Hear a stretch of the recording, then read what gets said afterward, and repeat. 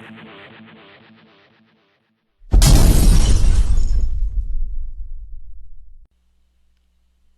everyone, this is Danzasmack here for DeucesCrack.com, bringing you my first ever Deuces Crack standalone video. I'm at a 10-26 max limit hold'em game here on Full Tilt Poker, selecting the blind to be posted for me. Game seemed to be not that bad. I figured I'd jump in. Playing for a while today actually ran very, very poorly at 10-26 max in particular. So I figured, hey, I want to play some more, might as well make a video of it. In general, the games are usually pretty good here on Full Tilt, I find. Sometimes there's none going, actually, and sometimes there's a few going. Looks like I have a few hands here on Joan of Arc, who's pretty tight. Other than that, these guys are unknowns. I'd say a lot of the regulars. This is a newish database, but I have at least 100 hands on most of them. Someone I've never seen before, I usually assume might not be that great of a player. Could be someone moving up in the limits. Could be who knows what. This interesting pot here. Beverly cold calls pre-flop, pops a flop, and Joan of Arc here. It looks like he's going to check call down. I expect it could be like an ace-high type hand, maybe pocket eights or something like that. Yep, pocket eights. I think that was pretty standard play on his part. The one fishy thing here is the cold call, obviously. Of Jack with Jack 10 offsuit, so I immediately marked this player as rather fishy. That's not a standard player. I don't think that anyone would do Jack 2 suited. I'm actually going to pitch on the button here. I've been tightening up my button range just a little bit lately. So we'll see. We're four-handed here now. Since I'm not doing this for some sort of series, I can play whatever I want. So I'm just going to kind of sit in the game. It seems to be pretty good. I like four-handed. I think the shorter the game gets, the better I get. So hey, 7-2 off here in the big blind. Some people suggest defending any two. I think this guy being kind of fishy may limp a little bit in the blind, which kind of gives him a different range. See, he folds. So like, given that he's not opening any two there, I don't really like defending any two there. And I'm actually going to fold Queen 10 off in the small blind here versus player for now. I'm going a lot on reads that I've made very quickly. I don't feel like playing too lag early on in a game where I think I should be playing tag. That's a big issue I find with a lot of players. They don't slow down and adjust to the game that's actually happening around them. It's a big problem for multi-tablers. It's a big problem I have when multi-tabling. Unless the three games are exactly the same, it's virtually impossible for me to play optimally on all games. Obviously, the point of multi-tabling is subtracting some of your hourly. Wow, and three sheets, ace five. Okay, so I like to know that he's actually. I'm a color coder now that Full Tilt has it all done. I'm going to mark this player with my favorite color, purple. Three streets, ace high, with scare cards coming. It's going to be tough for me to fold hands versus that guy when he does raise pre-flop. We're a little bad there, which is fine by me. I'm going to open the ace-7 off here in the cutoff. And the big blind 3-bets. I'm definitely not going to cap, just going to call here. Pretty tight range for this guy. I think I can actually just muck this flop. He checks, which I like. I'm just going to check it back. I see no point in betting. I think that checks the check raise a lot of the time.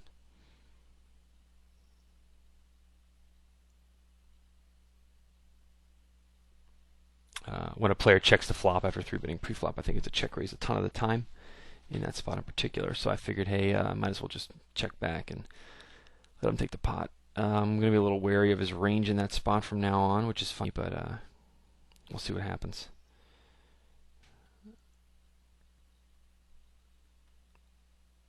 You got a new guy, Stefan Rapp, apparently a Full Tilt pro. So really have no idea what that means. Now, King 10 off is an interesting hand against his button raise here. A lot of ways I could play it. I think now, given that he's cold here, it's simply a call always. I don't really like 3-betting there ever. You can make an argument for suited. You can make an argument for heads up. This player donks out. I don't like my hand on this board. I have a backdoor flush draw, backdoor straight draw, but I'm not closing the action, and I know nothing about this player, so I can just pitch my hand. This game is easy when you are recording videos, guys.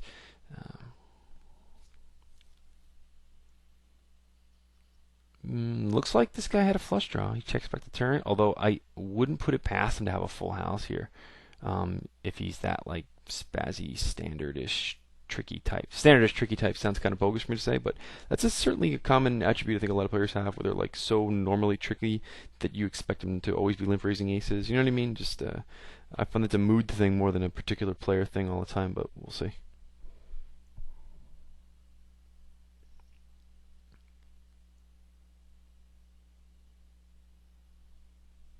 Get unknown here in the big blind, 5-9 offset on the button. Very easy to fold when someone opens here under the gun. I don't really know who a lot of these full tilt pros are. I think it's kind of funny because the site started with like, the most unknown guy was like Eric Lindgren out of the whole gang. I don't even know what he's ever really done. I just know he's supposed to be a cool guy, but now it's Stefan Rapp. I don't know, who is this guy? Someone tell me. Post it in the forums, please. I probably should just Google him, but that's up to you. Obviously, I'm chatting while the pot goes. Raise, cold call in the small blind as I suspected. This is the original lineup, 1, 2, 3, 4. This guy's obviously showing he's going to be a little fishy, but I was in a good game, and this guy sat down, so the game's still pretty good. And pretty uneventful pot there. Cold call in the small blind, big blind, check, raise, flop. That's really all that happened. And then the turn comes, and he bets and he folds, right? Correct. Yeah, so most likely Yuck must have had a hand like ace queen, ace jack that he wanted to get rid of on the turn. Quite honestly, if you are peeling that flop with ace queen or ace jack, especially when the new draw comes on the turn, I don't really see the point of folding that turn card when the king comes. So it's a king king 6-3, and you call the flop check raise. If you think his turn bet is king at such high frequency, yeah, I don't see much point of folding the turn. Or just not folding the flop. You have 3 outs. I guess, no, that's bogus. That's wrong. I don't buy that. Never mind. But you know what I mean. To be honest with you, I would probably be a little more inclined to show down a hand like ace queen or ace jack on that board, versus an unknown who's gonna be playing these games. I've been pretty tight so far, and I am usually a very laggy player, so I'm just gonna lag it up now. Ace 2 suited into the gun, certainly a speculative hand to be opening this position. This guy's bad though, so I'm fine playing heads up in position versus him. Great flop for my hand, and that he can pitch a lot of junk. Horrible turn card. Can I get him to fold a jack? Doesn't matter because he's going to donk bet out. And this is a little frustrating because I've seen this guy run some kind of stupid bluffs before where it bet and raised in a river and he mucked. So I'm actually going to have to fold my hand. Raising, obviously that's your like, Chuck, what's the deal, dude? You said the guy runs a stupid bluff, but if I raise there, it's a 2-to-1 price to take down the pot. And I think that he can actually call me with a bunch of stupid hands, just because I think he's a total spaz. So I think that I can actually see him calling with a ton of hands in that spot that are gonna give me trouble. And I'm basically just, this is a check fold. I defend hands like this on the regular. I'm gonna have to pitch my hand. He could 3-bet as a bluff first off, and I think he may do that at a decent frequency. This guy gets bogus. Let's hope no one good sits here because that sucks. There should be like a move to this seat button so I can, you know what I mean? Anyway, as far as putting the player on a bajunky hand in that spot and saying like, oh, can I pitch it? Can I try and get him to fold it at a 2-to-1 price? I'd be really just guessing based on one play, and he donks the turn card out. Strong play from him, and I think down the road I'll be adjusting much more to that and kind of busting his balls a little more in that spot. Oh, while we have my full tilt HUD up, let me just show you hands, VPIP, preflop raise, aggression factor, went to showdown, won at showdown, attempt to steal, fold small blind to steal. These stats mean nothing for anybody, obviously. My purple thing is good. If you ever see yourself in a video and you have a purple thing, I offer coaching. I'm just kidding. It was me. Interesting turn card. Can I get him to fold anything here? It's actually a pretty bad turn card. There's a ton of hands uphill that have a queen in it. It's a 1-in-3 shot. Ace 5, King 5, bogus hands like that. Pretty loose VPIP, but that hits a ton of his range. I'm actually going to check and give up on the pot. Do I want to look him up? 4-to-1. I don't know anything about the guy. He didn't check raise the flop. I don't really give him credit for a 10. He could have a queen. He could have like another ace high. I'm actually going to call one of the river pairs. Man, he shows me 5-7, so I was right. Put one more scare card up there. Like, not for nothing. If the 9 hits, he kind of wins the pot there. versus me. So, or the 9 or the jack, I guess. 7 I would call. I made a pair of 7, so I'd have to call. But when he doesn't check raise the flop, I'm like, the queen hits a lot of his hands, and I'm kind of looking for a safer card to call. I'd probably call a king. Yeah, folding jacks and 9s is fine. I do that a lot. I immediately assume since my hand is garbage and I've been bet into, I'm going to fold, and then immediately I stop myself. You may notice that, but you know, its tendencies changing. You know, from being a guy who used to not show down a ton of hands and give up a lot. You know, that defeatist limit hold'em attitude. It sticks in. You know, that's what's my natural tendency is, and of course, you know, natural tendencies are really what you try and avoid when you play limit hold'em, because you always want to put someone on a bluff. You know what I mean? Like, for example, this spot. See, now I see he check raises the turn here when he picks up the straight shot. This guy's very aggro, but on that board in particular, it's easy for him to check fold a ton of hands. You know what I mean? I'm pretty speculative defend. I think I have some fold equity with a check raise here. I'm not going to try it though for now. That's a board I will check raise as a bluff at decent frequency versus under the gun raise. I don't really like it that much. For a cutoff raise versus a tag, it's pretty close. Button raise from a tag, I'd probably do it. Button raise from a tag. When a tag suddenly has to open up 45% of his hands, that's when you kind of want to attack him, because suddenly the other with a bunch of hands like a 6-7 off, they don't really know what they're doing with post flop. And check raising is a stone cold bluff there. I don't think it really is that poor. Easy cold cap there, guys. Expect to see a pretty wide range here from sweeper, but we'll see. Again, this game's pretty solid, so I'm pretty stoked to be in it right now. And it's a cap here from our buddy Bevy. So when I sit so far away from the screen, I have my big pretty cards, and I don't have to read their names. And it's all going in here, folks, so let's see. I think sweeper could have ace-king here. I mean, his range is that wide is what I'm saying, or even 9s or jacks, and king-jack just, wow. And what a suck out. This is great for us. I don't understand why he would cap that hand pre-flop. He must have known something about him we didn't know. Now there's an argument here for 3-bet isolating with ace-8 offsuit. I think I'm just going to actually, if this guy is going to be that nutso, that sucks that he called, obviously. Now I flopped the gin, and I basically have the nuts on this board. I'd say this guy may have a better ace, but maybe ace-9, ace-10 here, but no ace-queen, possibly ace-jack. Really crappy turn card. I hate ace-5. People always have it. I'm just kidding. I'm not going to fold his hand. That's a great river. Yeah, well, we had a good feeling. That was a bad turn card. That's a fantastic river. Any guy leaves us, that's fine with me. I keep doing it. Yes, he's in purple. I played with him a little earlier. Mega lag. Oh wow, my notes exactly. Had some battles with him much earlier. I'm happy he's on our left. Should make for an interesting video. Pretty annoying. This guy just gets up there. It's pretty rude. I don't really care, obviously. I think 260 hands, 40, 28. To be pitching his hand here. As you can see, I'm running like crap, which is fine by me. He 3-bets me on the regular. It seems enjoys it. Obviously, a very high VPIP, very high preflop raise. Very aggro, very showdown bound. Here you can see fold small blind to steal. His attempt to steal is about 40, which seems pretty standard. But the game we're in, actually, that's the reason the stack gets skewed, because when there's like 3-4 limps in front of you, what are you going to do?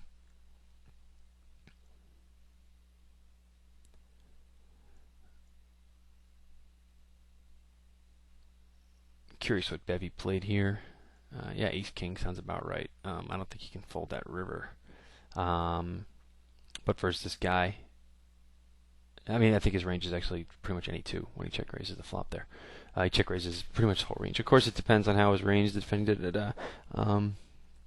Yeah, pretty close. If you're going to fold a river, like if I was saying I'm going to fold a river, it would be the 7 of clubs. So in that particular spot, I would have folded. But especially if keep doing it's an unknown to you, but like, you know what I mean, this is a guy I have a read on. As you can see, he's got the purple. I've been sticking to my color coding. I like this little full tilt lobby with the color coding but junky to have on the side there. Very nice. I like.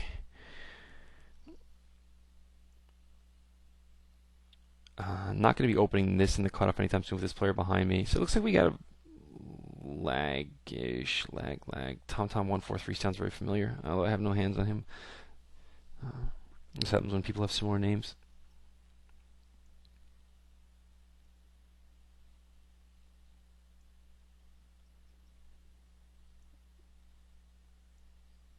So Stefan just cold calls here. I mean, just calls when he gets popped on the flop. Yeah, I'm putting him on a hand like Ace Queen, possibly Ace Jack, Ace 10. That's peeling that there. I'd love to see how he played a hand like Kings in that spot because, well, not so much. That's multi-way. Multi-way is a bit different. You're going to play multi-way pots differently than you play heads up. There's a lot of assumptions you can make about a player just based on the way they play certain hands. And it's nice to know where they draw the line between monster and, strong hand. This is a little laggy for the gun, I think, in this game. Although I kind of want this guy to 3-bet me, so you can see how I play versus him. What I mean by the difference between monster and strong hand is aces on a queen 9-3 versus pocket threes on a queen 9-3. I have the tendency to play them both pretty similarly. Sometimes a little more aggro, straightforward with a set of threes, but if you can figure out that fine line where you can group them all together and get a feeling for what a player's going to be check raising on the turn with, I like that. 9-3 offsuit defend. So now here's a hand. If I get open raise from keep doing it here, I will come in. Oh, he's pretty quiet this session. Open raise from anyone around here, I'm going to be 3-betting this hand of the big blind. I think even if this guy cold calls, I think I have good equity. And I like playing more aggressive in this spot because it allows my opponent here in bevy to pitch a lot more hands post flop,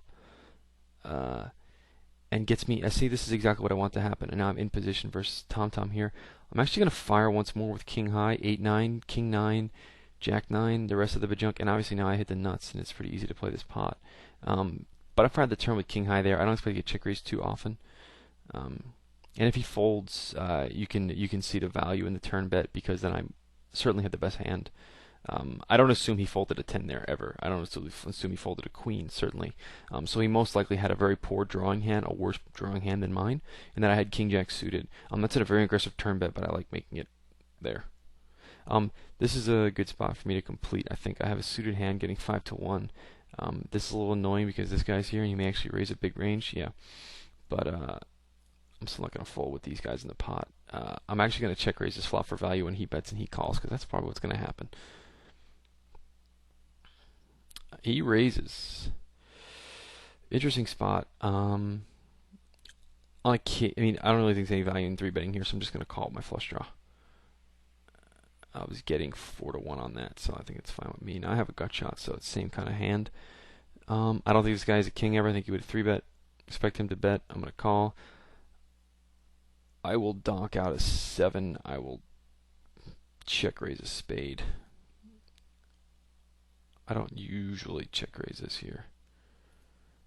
My hand is pretty face up. I don't expect. Yeah, he just had a king. Yeah, I don't. I said it right there. I don't usually check raises here. He played ace high that way. I don't know how much I like that at all. Basically in that spot, against an opponent who can hand read with any competency, I have to bet the river because my hand is basically face up.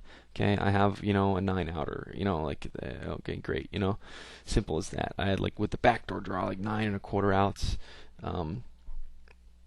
So I can't 3-bet the flop when I give this guy credit for just a king. Okay, let's just say hypothetically I had a very let's say keep doing it here on the right.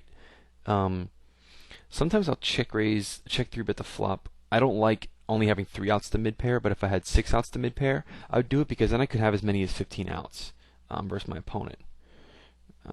So I like that play a lot better.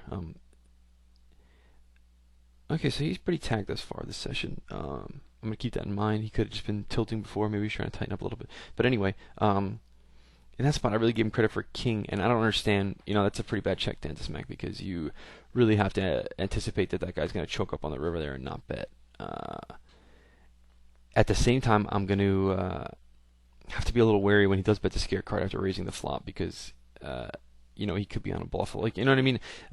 If I'm in a heads up pot with a hand like Ace Queen and the flop comes down and I have Ace Queen of Spades, say, and it's Jack 9 two hearts, and there's a heart, but there are 2 hearts and a spade, and then a turn comes the 10 of spades, and a river comes like the 3 of hearts, and he bets again. I'd be a little wary of his range in that spot. Now, that's a super specific spot that that actual hand doesn't make sense. What I'm saying is this: is when I have a weak showdown of my hand, and my opponent bets the scare card river. When I've seen him check back the scare card river with a stronger hand, I'm going to be more likely to call. Now, that read isn't necessarily hold true versus this particular opponent, particularly because it was a 3-way pot, and my hand really was kind of face up, which is why I really hate the attempt to check raise there. But for example, heads up, I would probably check raise that river had I been raised because there's a lot more hands I can have, and people like to value bet a lot more.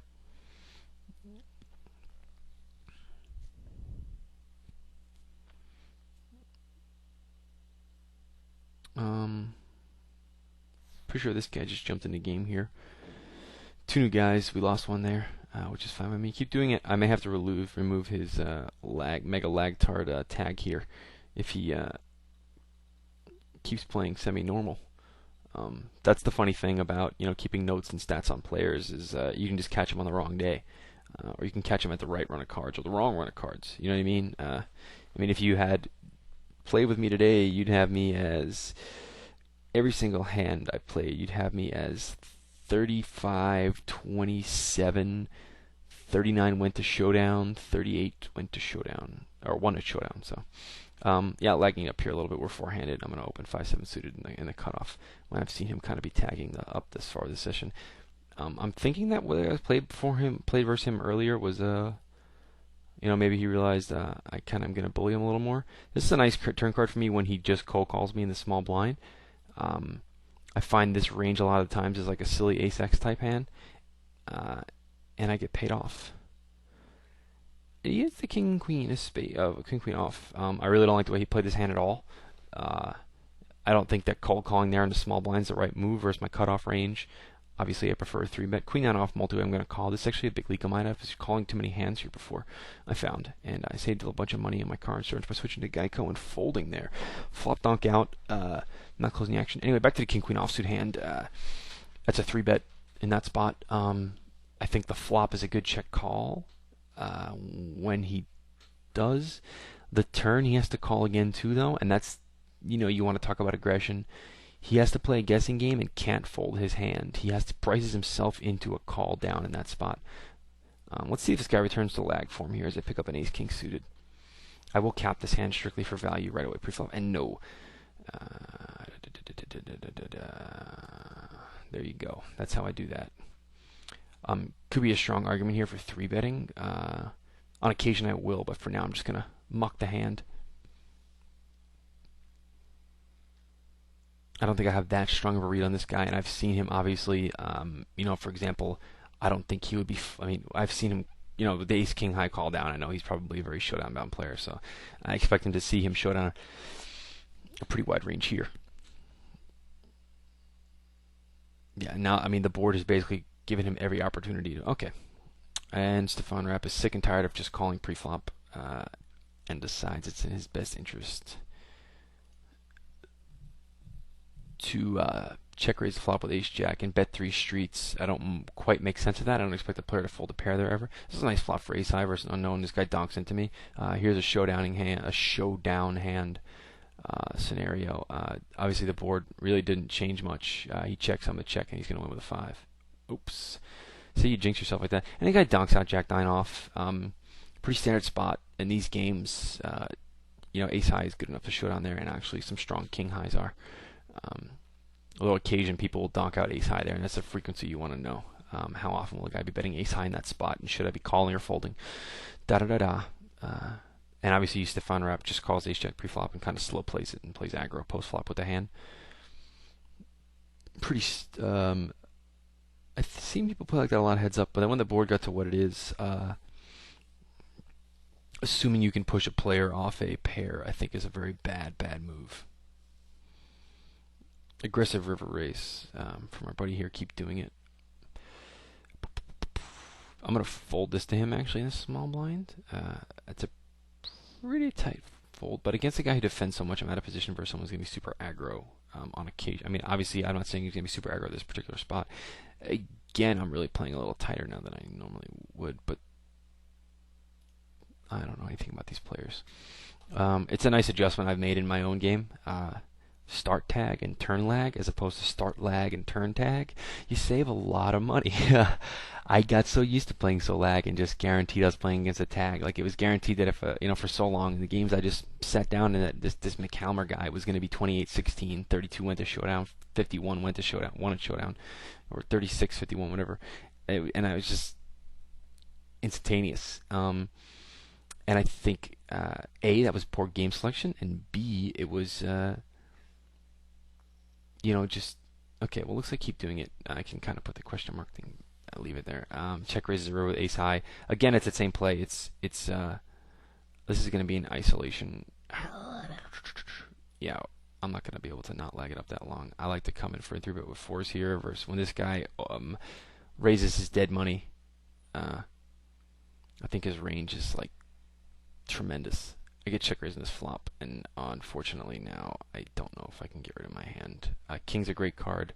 I'm just looking to. I'm gonna fold a queen, a jack, or a 9, guys. Oops, you win. Pretty laggy call down, and you can argue folding 4s there pretty strongly. But I don't think. I think a guy who posts dead there and comes in for a raise is probably going to pitch his hand. I probably could have folded pre-flop. But gonna SP once, might as well hit that card you're going to fold and fold it and keep doing open limps here. I'm pretty curious.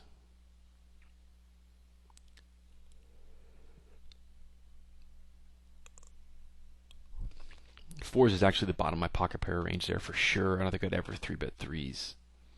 6s, I pretty much always would. Yeah, I always would 3-bet 6s. 7s, 100% for sure. Thinking in my head. 4s, I obviously was pretty close to folding. Decided to get a little aggro there.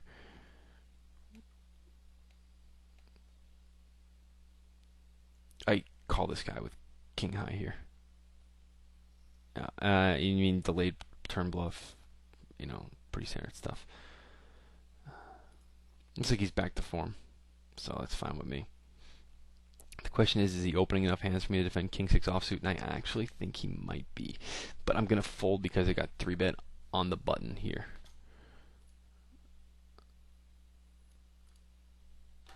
I think I can just pitch my hand at that point. Get a feel for this guy's opening. Looks like you just kind of need to trigger it, and he just kind of goes into lag mode. Fine by me, as they say on NBC's hit comedy Friends. This is the type of guy I would check back a lot of ace highs here and call a lot of river bets. Oh, wait a minute. No, that's a lie. I would bet the turn and call down a check raise. If he check raised me on that turn, I would call down the check raise. I would bet the ace king there and call down a check raise. Yeah, I think I might actually bet 3 streets versus him with ace king high. King 2 suited is too good for me to fold versus him. But I had jack 6 off before. This is a much stronger hand. Hope he folds so I can raise. Yeah. This might be a pretty wide range of a 3-bet here. Pretty strong argument for capping and leading, but I think King suited a little worse than I want to see. I could go for a trifecta here, I think, versus this guy, but I'm just going to go ahead and check raise the flop now. If he 3-bets, I will cap and lead the turn.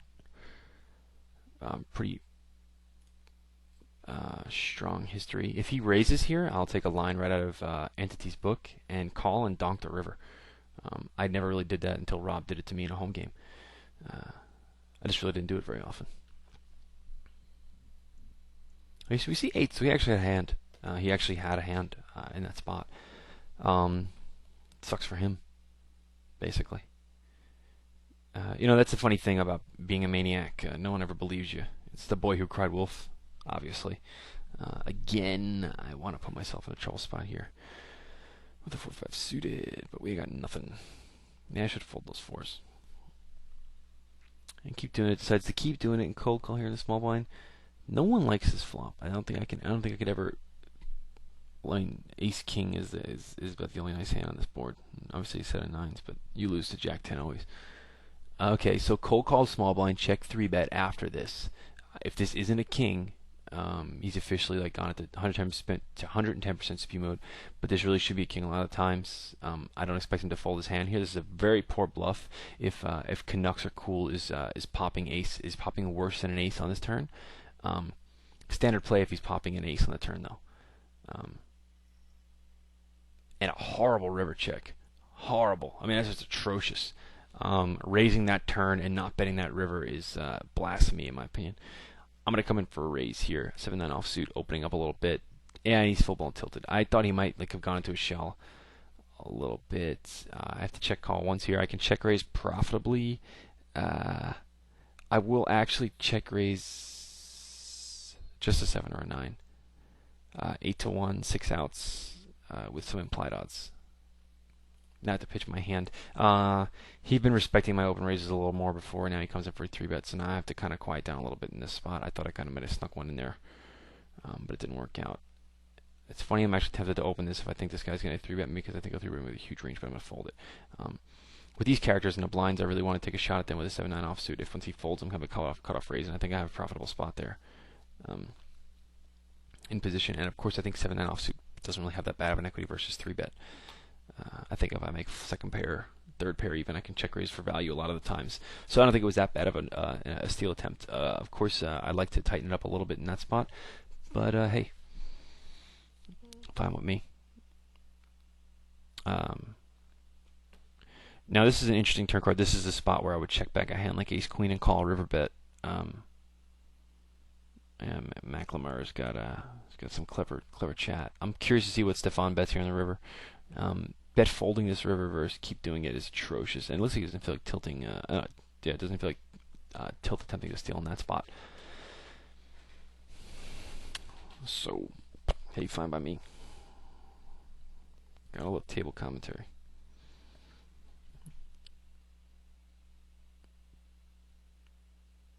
The heated debate of whether to raise the limp. As far as my range for raising the open limp is about as opponent specific as you can get. One of the first notes I'll take on someone is if they limp ace-x in the small blind there. I find like that's pretty much people's only open limping range is like ace-x, or they're a total fish. So let's hope we don't get 3-bet here so we can defend this hand. Yeah, multi-way pot. This should be good.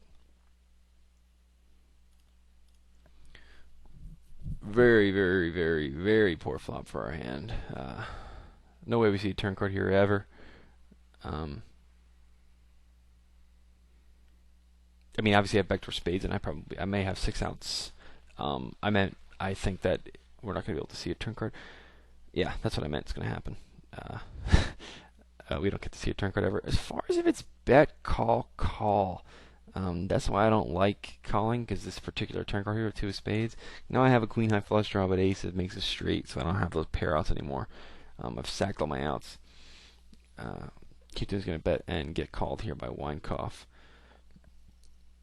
And I was dominated, so it was nice that I didn't hit anything. Cold calls 3-4 suited on the button, so pretty fishy. Pretty fishy guy.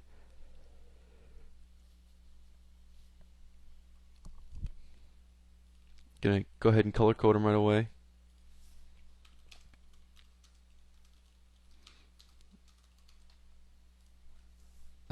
Pretty meticulous with the note taking nowadays, and it's really worked out to my advantage. Like for example, I'll go here and say, oops, I think it's one more color up. Nope. Call king queen off in small blind. First cut off open. Call ace jack off pre-flop. Check raise flop with ace jack high. Looks like our old keep doing it's up to our old buddy keep doing it's up to it again. Check raise the field here in the turn. I honestly expect a pretty big hand from him here, and I expect Stefan to not fold this river ever. Not sure what he's pausing about. You really can't give him credit for an 8. Wow. So check raises the field with just a queen and gets called by a better hand. I expect a big hand there.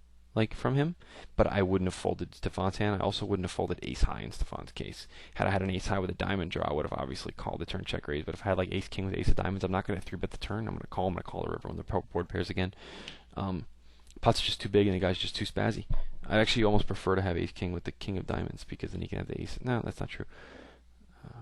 It's a great, yeah. I mean, versus him. I mean, that's the funny thing about limit-holdem. You can just say, man, I barely ever win here.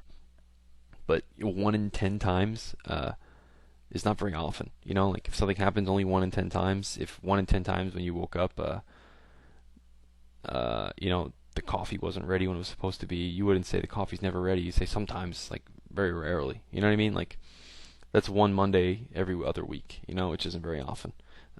And it just feels that way, especially when the pots get to be like 12 or 14 big bets, and also the funny thing in limit hold'em is I think there's a lot of metagame considerations in making call downs in spots like that where I don't want to give my opponent the opportunity to think I'm going to fold a hand.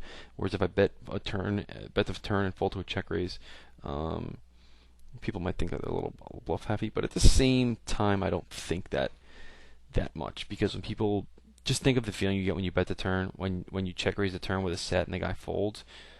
You're not like, oh, I should be check raising the turn. I mean, this is just the initial reaction. I'm not saying I'm saying a good player shouldn't have this reaction, but I'm saying a lot of bad players and most of the players will have this reaction. This is a great spot I'm talking about. So you bet, you check raise a turn here, okay, with a set of sixes. Call and raise the turn is the line for me here. This guy's been donking. Oh, this is a new guy. Whatever, fine by me. I like it. He's going to dunk. Doesn't work. Well, we know he's donking pretty weak here, at least then. Unless he check raises the field here. River's going to be a bet again, obviously. Looks like I got action from a much worse hand by playing my hand the way I did, too. Oh, he had king. So, no, I lost a lot of value by not raising the flop. When this guy donks the flop, though, I'm not guessing, I'm making an educated guess. Donks, draws, multi-way. I'm just guessing that he would donk a draw in that spot. I think. And okay, so anyway, back to the spot I was talking about before. King 8-6 board, you check raise the turn versus me, and let's just say I fold ace king. A, you don't believe it.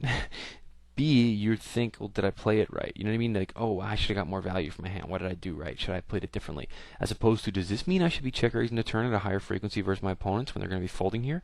That's just more often the case. You know what I mean? Like, so now on that king 6-8 board, I would say to you, hey, next time you pick up 7-9, check raise the turn. Okay? Play it that way. What frequency do you think this guy fires two streets, and what frequency do you think he folds versus flop folds? Well, obviously, I'd probably just check raise the flop and bet the turn. But yeah, that's what I would say. Be more aggressive in those pots like that. Aggression's a funny thing because you feel like an idiot when you're aggressive and you don't win. You know what I mean? You feel like, but or like. But at the same time, it's important to stay aggressive. And a couple of the pre-flop spots we've seen here, you can see especially the benefits of being aggressive pre-flop with strong hands. I'm not talking now. This is the point. I'm not talking about a hand like 4-5 suited on the button or 3-betting that guy with my fours or something like that. I'm talking about king queen off, king jack off, the king jack suited hand I played versus my opponent. That was a great example. Like, you can correct mathematically. It is correct to call in that spot. It's not wrong to call. What I'm telling you now is it's more correct to 3-bet. There's correct and there's optimal, and they're very different beasts. You know what I mean? Just sitting on, like, you could be making so much money, but you should be making more. And in that spot, like, I have fold equity on an ace-7-2 board with king jack suited, and I most likely have the best hand because my opponent raised a fishy small blind, cold called, who's probably going to be calling 40-35% of his hands, and now I 3-bet out of the big blind and take the initiative back. Okay, when I 3-bet out of the big blind, this is a fact that I mean, and I'm making a pretty big assumption here, but I'm pretty sure you'll all agree with me that when I 3-bet out of the big blind and bet the ace-7-2 flop, I'm more likely to get an opponent to fold a hand like jack 10. Or, I mean, a dominate, okay? That's fine with me. Just ignore that fact. Then if I had bet the ace-7-2 flop after just calling pre-flop, if I donk the flop with an ace, donk the ace-7-2 flop, like, people peel there with jack 10 and peel aggressively, and I have to fire again. Um, and the difference is a small bet. It's a small bet on the flop and a small bet on the turn. I mean, a big bet on the turn versus a one pre-flop. And when you most likely the best hand, you're putting the most money with the equity. And that's why it's important to stay aggressive pre-flop. It also will pull your opponents a little bit off stealing. You actually may notice, this is a funny thing from the home games when I played, actually a couple of spots I had position on Death Donkey. But I was the big blind to his steal, and I would 3-bet, and he said, Chuck's opening a big range here. Pretty educated flop fold by him. He probably could fold a hand like ace-5 on the flop there profitably versus me. He's thinking, Chuck, I'm going to 3-bet this hand in the small blind. I've been kind of laying low here. Speaking of laying low, keep doing it, it's still here. This is going to be a tough flop for me to fold my hand on versus him with queen high. Okay, great turn card. I'm going to go ahead and check call. And I think I'm going to actually show this hand down. He may have just called me with an ace here pre-flop, but I think a lot of times it's like a bogus hand. Argument for check raising there. Oh, goodness. Does he value bet a 7? I think so. I'm getting 6-1 though. I'm going to have to call. Yeah, we owned him there. I'll talk about that hand in a second. But in Death Dog, he says, because Chuck's opening such a wide range, I don't want to... I want to cap pre-flop and take back initiative. That's the advantage of just playing a 4-bet cap game, and that's a really good adjustment he made versus me. He's a good player, though. So in that spot there, I expected it from him. But, you see, and people don't pick up on that enough in these games, though. So you can be a little more aggressive in that spot pre-flop, and they don't want to take the initiative back. Especially if you're a light flop peeler. If you're a light flop peeler, I really like capping their pre-flop with some speculative hands in position. Back to the Queen 8 suited hand. I raise, this guy just calls pre-flop. I immediately remove ace-x from his range. Could possibly have king-x. But I think a lot of them he would actually be 3-betting me with. I think he 3-bets a wide range versus me there. If flop comes down ace-king-7, 1 diamond, I bet and get just called. I think he would raise a 7 on the flop a lot of the times. I certainly think he'd raise a king. Although if he just called with a king pre-flop, he may just call with it. And I definitely think he'd raise an ace on the flop if he got tricky and just called pre-flop with it. The turn gives me a diamond, so my check call is mathematically correct 100% of the time. Versus the range, I'm giving him like a 7 at best, so I also have queen outs. At that point, the pot is 2, 4. I'm taking, make sure it's correct. 2, 4, 5, 6. So it's 3. I'm getting 4-1, right? But that's 3. He bets 4, so 4-1. And I have 12 outs, 9 outs, not optimistically. So I need, it's, with 12 outs, it's 100% correct. Obviously, my opponent has some bluffs in his range. And then once I check call a turn, once the pot's that big on the river, I don't think I can get rid of my hand, so I go ahead and call. Like I said, run bad, make a video. It's working for me. Although I want to play for another 20 minutes or so I could lose it all back pretty quickly. Now he 3-bets me here in the big blind. I expect him to be a little more aggressive. I don't think I'm going to cap queen jack suited, though. If I capped, I would have to lead this board. I think he may actually have the best hand in ace or king high a lot of times, and I think I'm actually going to have to fold the turn here. The 10 spades makes my hand kind of worth peeling because I pick up a lot of equity in the turn. He checks the turn. I'm going to check, and I think I have to fold to his river bet. That's weird. Does he check ace high ever? He may have a king. I'm going to have to look him up, though. And he shows queen 6. Yeah, he doesn't check ace high ever on the turn. So he may have a king. That's really it, though. It's pretty nice. We're in this guy's wheelhouse. Feels nice. Again, it's the second time I've done that, so I'm going to fold and didn't fold. LOL. I will isolate here with jack 10 offsuit. This guy's obviously got a random hand, and I think I have good equity versus a random hand. The pot's giving me a good price, and I have a spaz tart here. He's got no money left. That sucks, but what are you going to do? Not really an argument for capping there. Oh, sick. There's an argument for calling this flop, though. Bet if he folds 11-1 with 6 outs. But then I'm going to be getting... He pops it so I can just pitch my hand. If he folded, I'd probably call. 6 clean outs, 11-1. Yeah, I'd call 100% for sure. And I would have hit my outs, and he would have resucked out. And he picks up a hand that time. And again, jack 10 versus 4-5 off. I'm looking good there. Had that hand been heads up, hypothetically speaking, I would have bet the flop. He would have check raised. I would have peeled once, giving myself 6 outs and implied odds. Versus a jack, I would have raised the jack turn, folded to a 3-bet, and I would have value bet the river. That's a super aggro line, but I like that versus an unknown who's not going to be able to get away from his hand. When I'm saying, hey, I have a queen, I don't do it that often, but I think for some there I like it. And it looks like he's a little furious and going to put the rest of his money in this pot. Bet go all in. Here it goes. Wow. What you check here, I do not know. A really bogus draw. Everything almost hit. The 5 of spades would have been the Yahtzee box card. Folding at that price would be crazy. And boom goes the dynamite. Lag mode. Can pitch my hand here.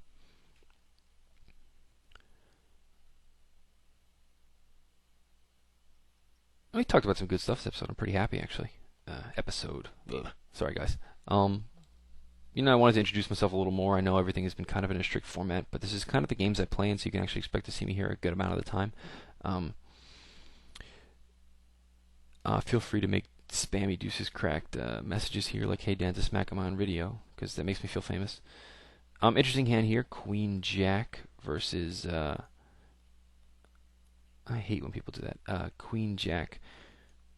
Now, okay, so this guy open limps here. He's got no money left. I'm actually just going to check and expect him to be able to get it all in post-flop when I hit something decent.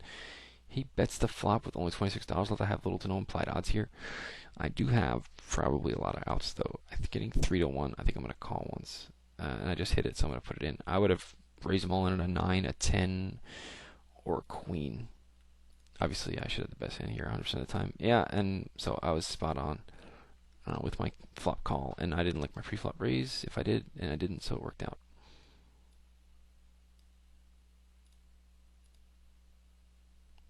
Queen hand off, I think first hand was enough hand, certainly to raise.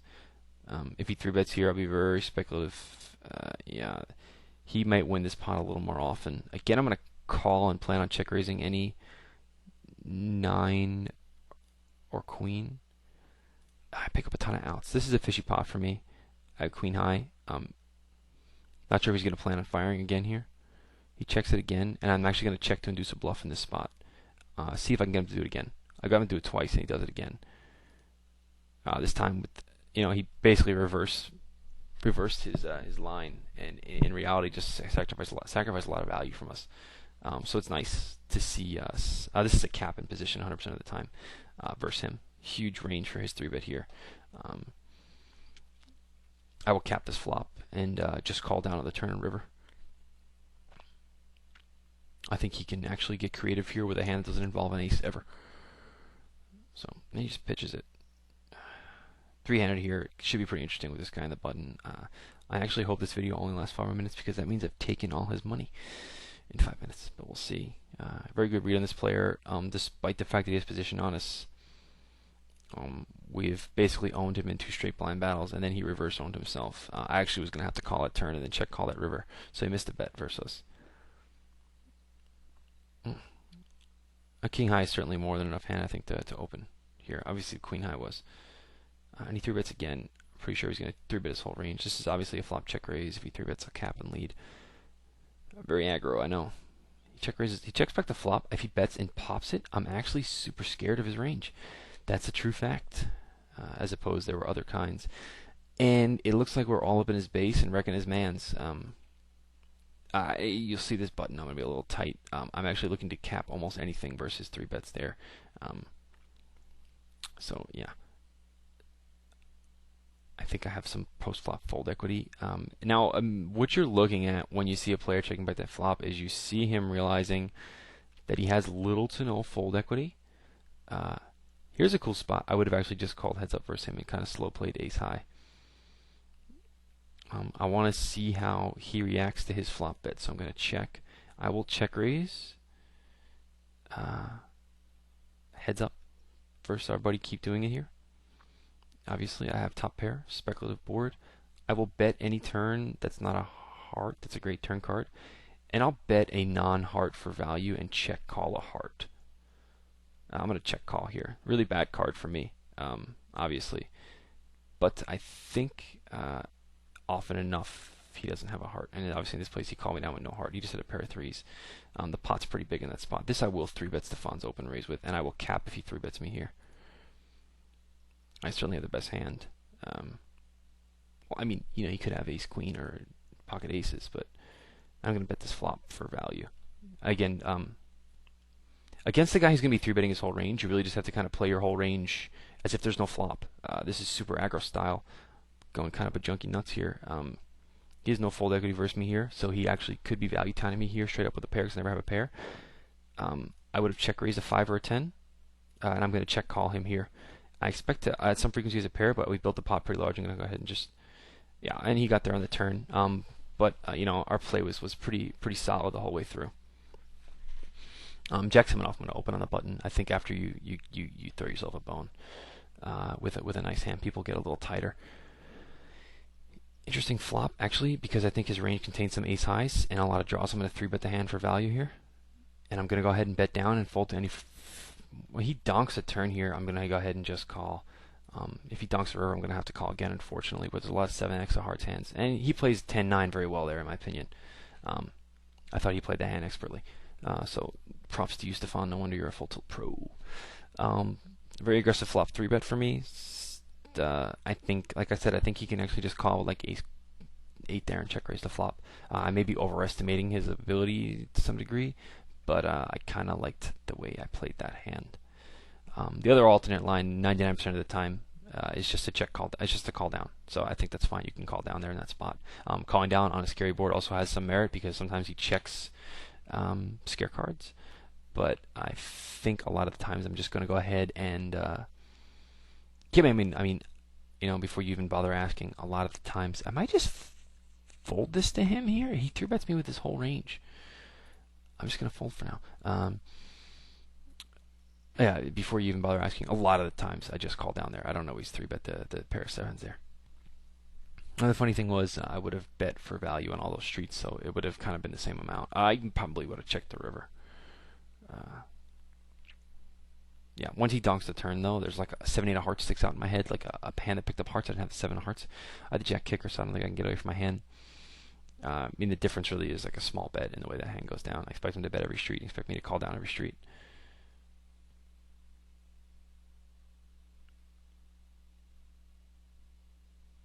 Looks like this guy wanted to play, but then decided not to.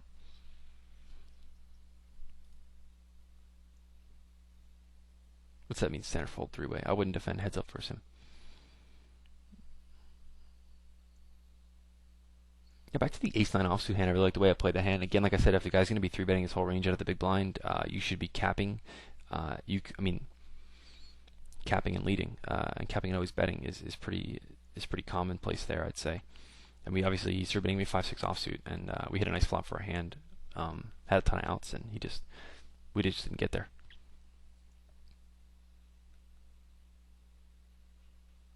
I like the way this hand plays, even though it's out of position.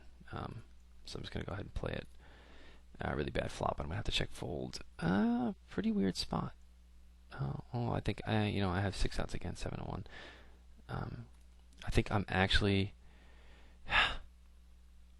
Can I get him to fold often enough? Is what I'm wondering. Does he have a pair? I don't know if I can get him to fold anything. The price is 2.5 to 1. I'm gonna go ahead and check raise once. I have 10 outs for a resuck out draws. See if I can get him to possibly fold, and he re-raises me. I'm gonna have to call here, and now check fold. And obviously, so I was hesitant on the turn play. It's a video, so I figured to give it a shot. But and he just checks back a 4. Yeah, a pair of 4s. I mean, what are you gonna do? I had 10 outs, so I didn't mind. Once I realized I had 10 outs for pretty much everything, I didn't mind my turn check raise too much, because when I do get 3-bet, obviously the call's profitable. Don't mind trying something new. For deuces cracked. Pretty weird spot pre-flop though, because I want to just call. I want to raise because I like the way the hand plays post-flop. I wasn't 100% sure he was raising with everything, and again he picks up 4s there, so it's not necessarily everything. Ace-9's a different example, and I chose that because I think his range is actually super huge. Would he still be with 5-6 offsuit? There is the question. Yeah, you can. Well, weird hand. Certainly a weird hand. Arguments for folding. Technically, since I'm getting 3-1 on a call out of the small blind, I don't think I'm a 3-1 dog versus range, so the call is correct, and once he raises, once again, it's correct. Of course, I lack initiative, but I kind of like lacking initiative versus lag, so you can actually limp there and then call again and not be making a mistake. Post-flop play versus guy, And seeing how he's going to spew that much, there's a ton of implied odds, so I do want to play the hand. This is me working out. By the way, this is exactly the way I would work out the way I play the hand in my head, to see if I like it, and to see if I think it's like correct. You know what I mean? So I think implied odds and price, you should be playing the hand. Do you want to play it for a raise? I like the initiative. I'm getting even money on the raise to take down the pot. I don't think he folds ever, though. I think for him, maybe I'll start limping that hand there and see how it works out for me. Not really sure.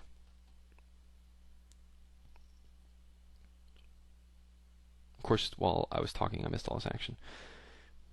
But that's fine with me. I'm going to play for another 10 minutes or so. I don't want it to end at 60, but we're coming up on like 50, 56 here, so whatever, who cares? We'll just keep playing. I like to spot him in, and I'm also only up 5 bets now, as opposed to the 15 moments ago. I'm going to raise his hand. I have 100 hands. This guy is a fish. I'm going to go ahead and bet this flop and just quit if he calls. But, you know, pretty standard versus a guy that I know is going to be pretty fishy. Ooh, 101 now. This is an easy hand to play versus a guy like this because I'm just going to have to show it down. Hey, who wants to get tricky? I actually thought about limping it here. This is a great way to experiment with your post-flop strategies. Standard check raise in this flop. He won't give me credit for an ace either, so hopefully he has like a 9. Maybe he wants to bet out a weak hand. I'm going to go bananas here versus him, that's for sure. He sees argument for betting now because this guy doesn't have an ace ever. And we make a check raise.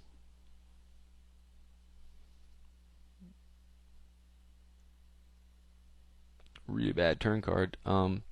This is a bet call down though. Ace X with ace of diamonds doesn't get away from their hand here. And you see right away that this guy probably called my check raise with a very poor hand. The natural instinct when you get check raise is to just call. This is a pretty standard open raise for me on the button. And he just cold calls, which is curious. Stefan priced in. I will cap this flop for value. He could be getting tricky here, but I'm not too concerned with it. Obviously now we have the Yahtzee, so I like that it gives him a chance to bluff now too. It seems like the funny thing is, like, you know, as a limit-holdem player, you believe when someone has a 9 less off. Like, for example, let's say you had a hand like pocket sevens and get check raise. You like this turn card because it's less likely that I have a 9, but people like it better as a bluff in that spot. You know what I mean? They're like, oh well, now I can check raise the 9 as a bluff. He donks the queen over. This is a super easy raise with trips. If he 3-bets, I'm going to cap. I don't think that this guy would slow play to a weird propensity like that. And I think that he would be frustrated with me often enough to make a silly play. And this is really weird. Look how he played his flush draw. He just check called the flop, didn't check raise the flop, and just cold called queen 8 suited in the small blind. So maybe, like, again, that's the funny thing. This is the second time this episode that I'm reevaluating my adjustments on a player, just to show you, you know, the note that I would have to go ahead and make on this guy here. Would be moody. You know what I mean? He's a moody player. Sounds kind of silly for me to say, but there's a lot of guys you're going to play that when they win a big pot, they kind of shut down. When they're up a little bit, they kind of like get timid. You know, and you see this more live than you do online, but you know what I mean? Like, or you know, they're up a little bit, all of a sudden they spew a lot more. That's like a moody type player, a player that, you know, really needs to spend the whatever it costs on tilt blocker, queen 8 offsuit, isolation. Loose small blind, kind of loose big blind. I'm just going to fold. Don't like my hand in position there. It's fine by me. I think it would have been call 3-way and then queen 8 offsuit. Queen 10 suited I'd raise. Queen 9 suited is pretty close. Queen jack off is probably as low as I go. Offsuit queens, I think. Get tight in that spot. Ugh. I would have flopped the Jatsabots. Making up words, baby.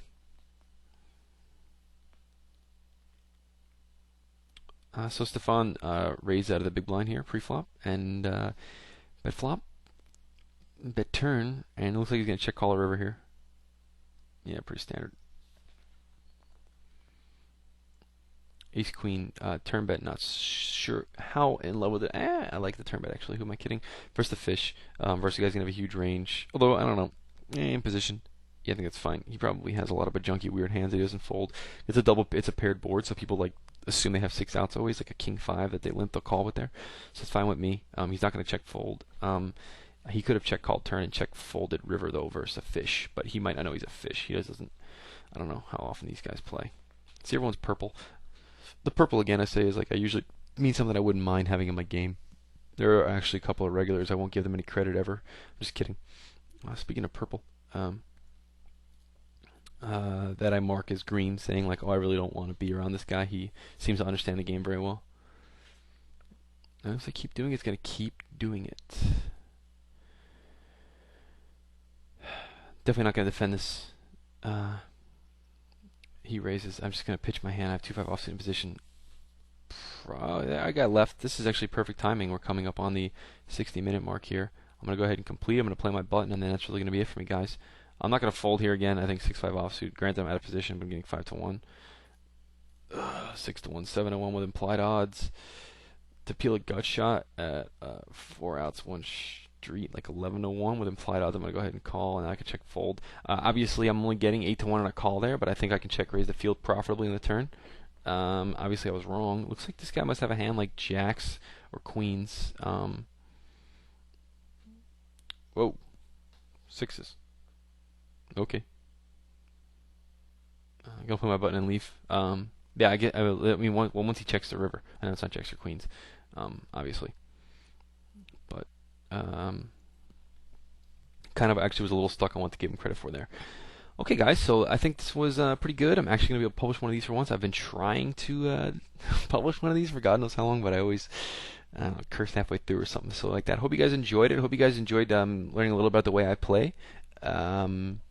You know, kind of a break from the 50 cent dollar 2-4 type stuff. I am a mid-limit regular type player. I have some heads-up content down the road. And other than that, Danzasmack signing off for deucescrack.com. See you in the forums, guys.